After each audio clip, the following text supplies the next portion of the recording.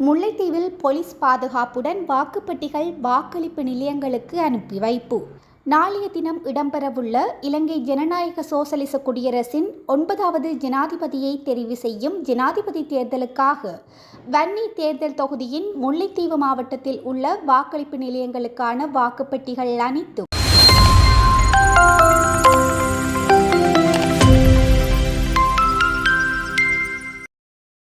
இன்று காலை போலீஸ் பாதுகாப்புடன் அனுப்பி வைக்கப்பட்டுள்ளது. நாட்டின் 9வது ஜனாதிபதி தேர்தலுக்கான வாக்களிப்பு நடவடிக்கைகள் நாளை காலை 7 மணி முதல் 4 மணி வரை இடம்பெறவுள்ளது.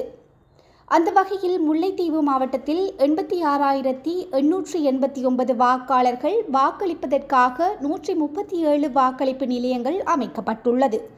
அந்த வகையில் குறித்த நிலையங்களுக்கான வாக்குப்பெட்டிகள் அனைத்தும் இன்று காலை 7 மணி முதல் வாக்களிப்பு நிலையங்களுக்கு போலீஸ் பாதுகாப்புடன் எடுத்துச் செல்லப்பட்டுள்ளது. முல்லைத்தீவு மாவட்டத்தின் வாக்கெண்ணும் மத்திய நிலையமாக செயற்பட்டு வரும் முல்லைத்தீவு மகா வித்தியாலயத்திலிருந்து குறித்த வாக்குப்பெட்டிகள் அனைத்தும் வாக்களிப்பு நிலையங்களிற்கு போலீசாரின் பாதுகாப்புடன் பேருந்துகளின் மூலம் எடுத்துச் செல்லப்பட்டுள்ளது. இதேவேளை முல்லைத்தீவில் 89,889 பேர் வாக்களிக்க தகுதி பெற்றுள்ளதுடன் தேர்தல் கடமைகளுக்காக போலீசார் உட்பட்ட 2000க்கும் மேற்பட்ட அரசு ஊழியர்கள் கடமையில் ஈடுபடுத்தப்பட்டுள்ளமை குறிப்பிடத்தக்கது.